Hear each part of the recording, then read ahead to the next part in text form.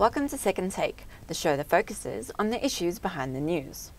The World Bank has released a report on the potential impacts that the expected continuing boom in low-carbon energy technologies will have on the demand for many minerals and metals. Martin Creamer joins me in studio to discuss this further. Hi Martin. Hi Tracy.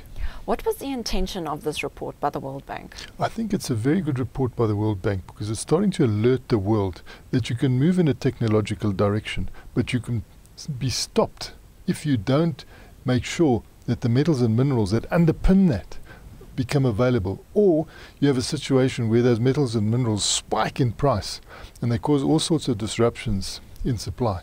So it's better to start alerting the world now to the fact that you are moving in a certain technological direction.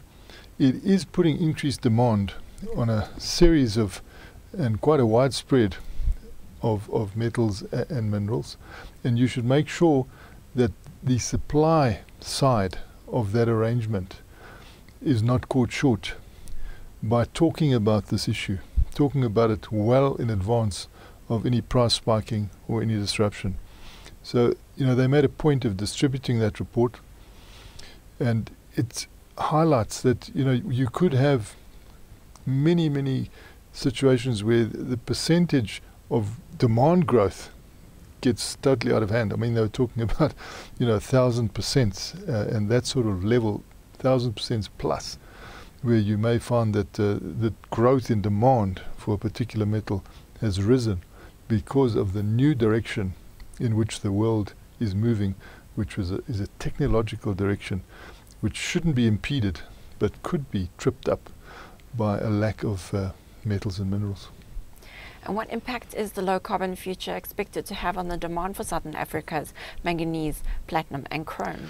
It's wonderful that the world is moving in a whole lot of directions that could benefit South Africa's metal and mineral base and Southern Africa's metal and mineral base. We see two types of electrical car thrusts. The one seems to be strongly lithium based, and we always talk lithium, but under that is manganese that has to support that. Manganese comes into Australia, from Australia and South Africa largely, and you can see that they reported in the United States that 100% of their manganese comes from South Africa and Australia.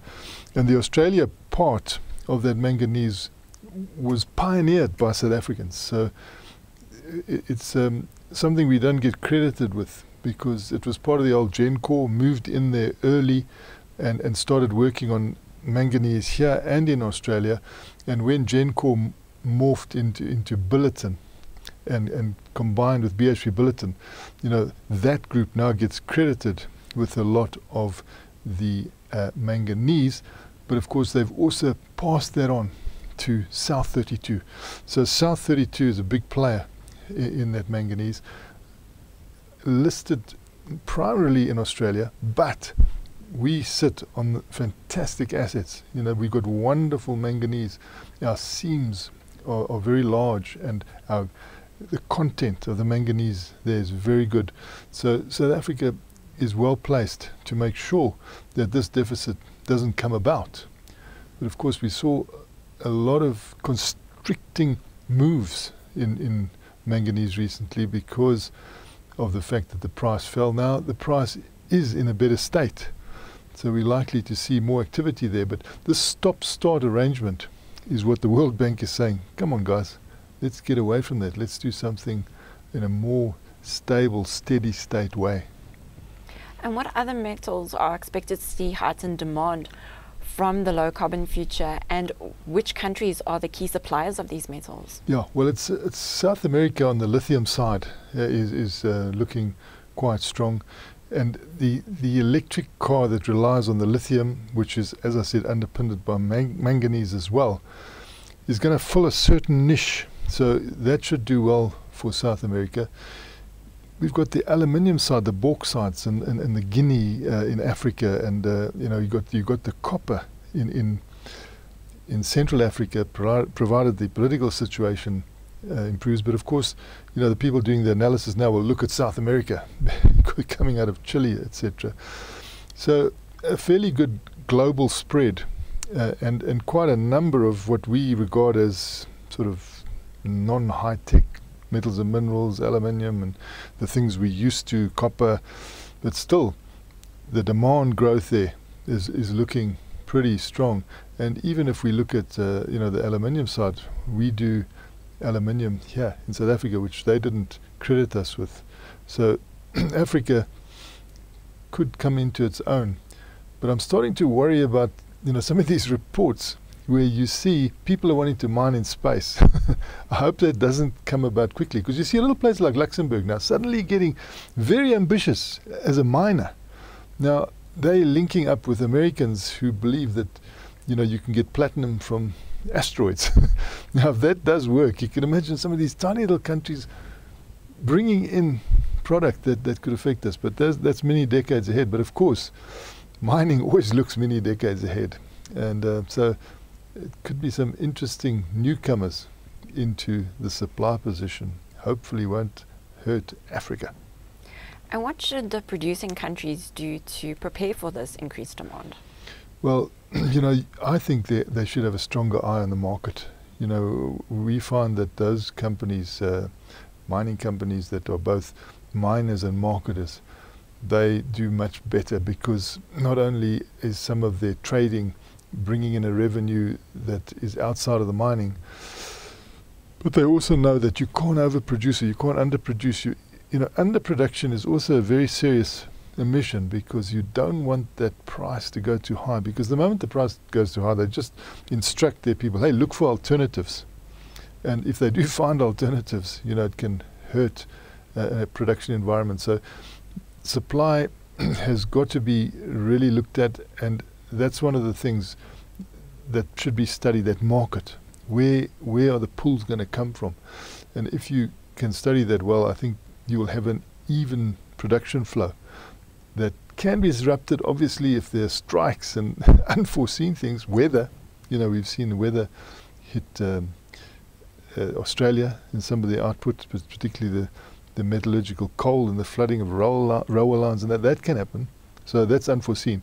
But I think anything that you can foresee, we should be encouraging these companies to work on, so that there are no surprises when it comes to supply and production.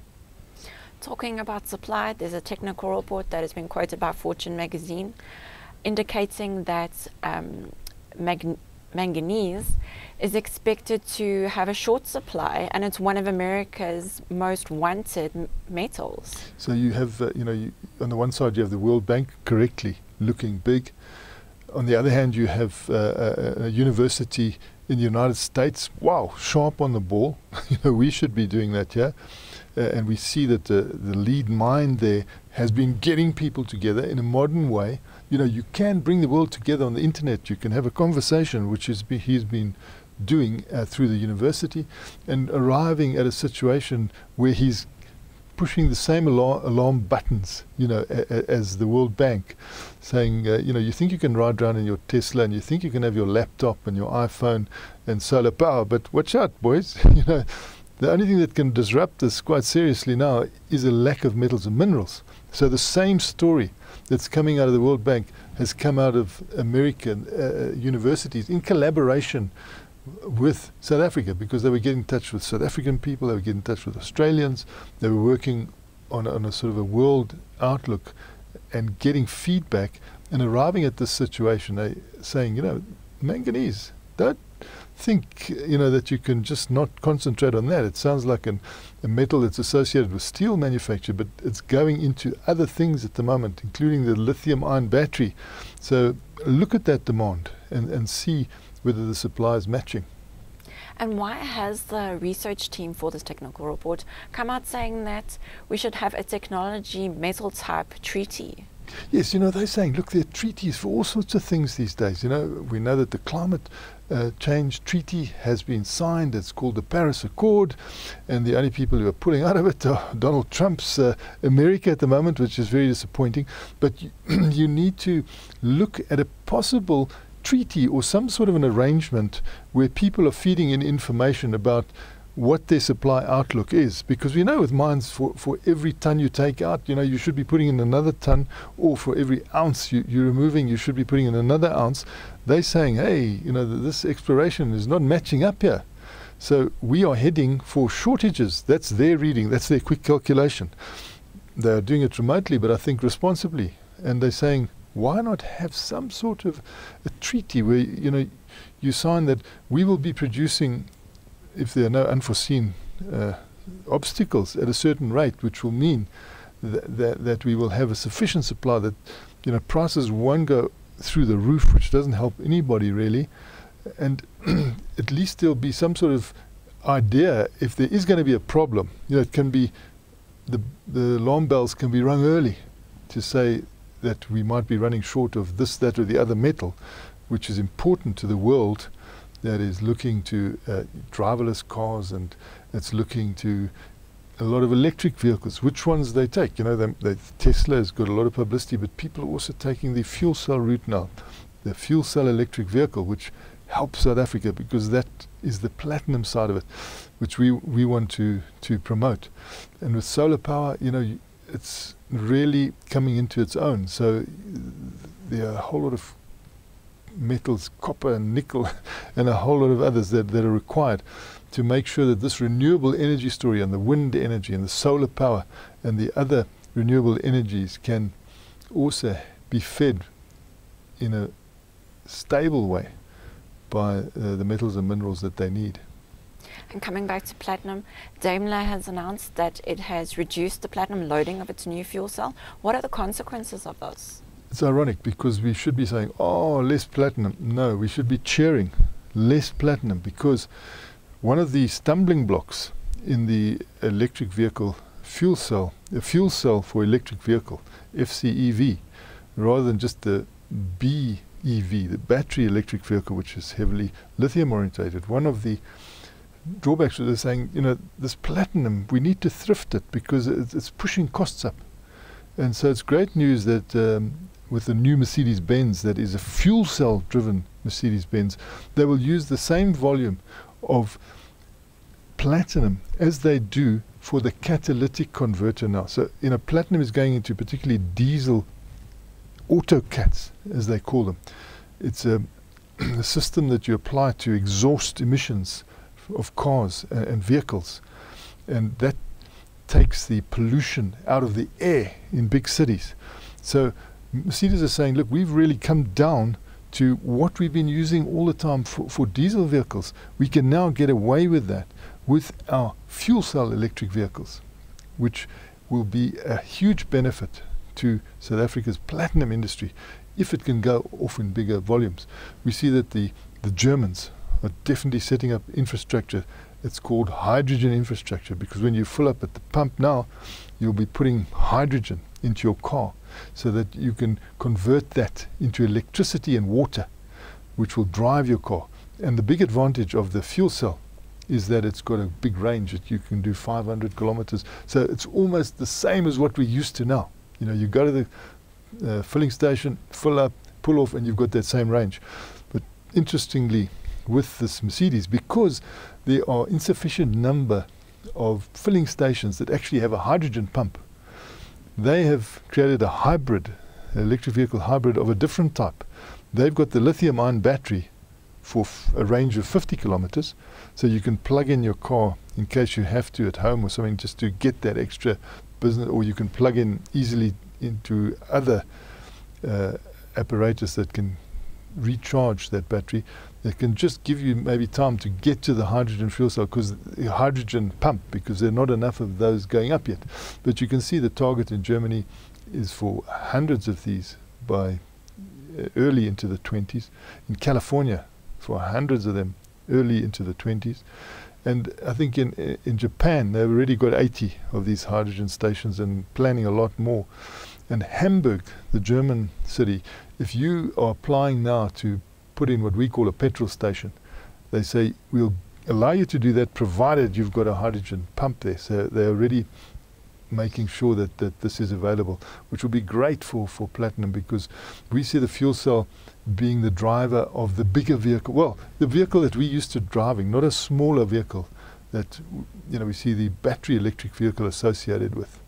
If you're going to do short rides around the place, you can get away with this battery electric vehicle. But if you're going to do the long ranges that you used to, the platinum fuel cell. And then if you're going to have buses, you can have the platinum fuel cell, trams, platinum fuel cell, and trains and even planes. You know, you can start flying around in the platinum fuel cell. So hopefully, I call them the platinum fuel cell because we use the platinum. We're from South Africa. Hopefully that will take off, which will make a big difference to demand for platinum. Looking locally, what are government's plans for South Africa's carbon future? Yeah, well, you know, the government has always gone with a mixed approach. We know that we're so heavily reliant on coal, probably more reliant on coal for our electricity and the lights that we're sitting under now than any other country. But they've always said we'll try and bring in a mix. We'll bring down our dependence on coal and bring in the solar power and bring in the even we've got a bit of hydro potential, but we use some of the water to actually as a battery, you know, at the Drakensberg pump storage scheme to see to our peaks. We've got a few other of those built now at Ngula and other places where we can actually store the water and release that at key times to generate the electricity. But we've also been a leader in solar power and wind power. It has unfortunately run into a bit of a problem with Eskom because they were the ones that needed to foot the bill for that. They would have to pay for that power to come into their system. But we can see that they're doing well with that because the surplus that it gives them enables them to export power outside of the country. And when they do that, they don't fall under the rigors of the tariff that is laid down by the regulator. They can sell the power at different prices. So it hasn't been a bad thing for Eskom, although they've complained about it bitterly. But you can see that the new minister is changing her mind, saying, look, this is a factor. We're going to have to take more renewables into account because of economic reasons now. That it's actually cheaper. So that penny is dropping, that we shouldn't allow Eskom to say such horrible things about this renewable energy coming in, because it is actually coming in now, not in that original scene, but as it moves into the market now, it's really in the 4 cents a kilowatt hour type of range. We can see it happening in Rwanda. We can see it happening in the world. And I get the feeling that Botswana next door is far ahead of us. You know, we are not discussing this the way they are, because they had a whole lot of plans for coal mines. They were first going to just export the coal, and then they said, no, well, let's do it in a more economic way. We will produce electricity from the coal and then export that into the Southern African power pool. But the latest thinking there, which came up at the latest coal conference, was, hang on, guys, you know, 70% of Botswana's desert. Let's put solar in here. And one of the reasons they said for this move towards solar, rather than necessarily putting up too many coal mines, which they had hoped would replace some of the loss they experiencing, the growth loss from diamonds, they said, why don't we go into this? Because you can get funding for this. You know, you can get funding for solar power, and wind power, but you cannot get funding for coal mines. Nobody wants to fund the coal mines.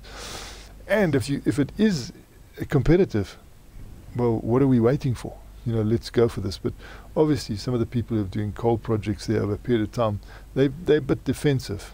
And they're saying to Botswana, look, you didn't only go into coal for coal. You went into coal because you wanted to create jobs, you wanted to create manufacture. So that debate is ensuing. And when Botswana points out, look, we're also signatories to the Paris Accord, you know, some of the more defensive foreign investors there say, tear that up, be like Donald Trump. But I don't think that's going to happen, because the financing side of it, to get the finance, you have to do now what the world banks are, and the banking fraternity is being forced to do by environmental lobbies. You know, the banks are being badgered. So it'll mean that possibly just the reality of this is that you have to go the solar power route or wind energy route, and if you do that, there's more pressure on these metals and minerals. Thanks, Martin. It's a great pleasure, Tracy.